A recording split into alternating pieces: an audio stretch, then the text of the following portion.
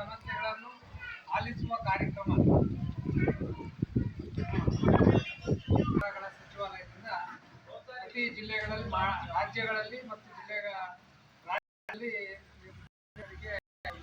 ಮಾಡಬೇಕು ಅಂತ ಒಂದು ನಿರ್ದೇಶನವನ್ನು ಕೊಟ್ಟಿರ್ತಾರೆ. ಅದರ ಪ್ರಕಾರ ಮಾನ್ಯ ನಿರ್ದೇಶಕರು ಪರಿಶಿಷ್ಟ ವರ್ಗ ಕಲ್ಯಾಣಗಳ ಇಲಾಖೆಯವರು ಜಿಲ್ಲಾ ಮಟ್ಟದಲ್ಲಿ ನಮಗೆ ಜಿಲ್ಲಾ ಪರಿಶಿಷ್ಟ ವರ್ಗಗಳ ಅಧಿಕಾರಿಗಳ ಮುಖಾಂತರ ಆಯಾ ತಾಲೂಕುಗಳಲ್ಲಿ ಸಹಾಯಕ ನಿರ್ದೇಶಕರು ಸಮಾಜ ಕಲ್ಯಾಣ ಇಲಾಖೆ ಮುಖಾಂತರ ಆಯೋಜಿಸಕ್ಕೆ ಹೇಳಿರ್ತಾರೆ.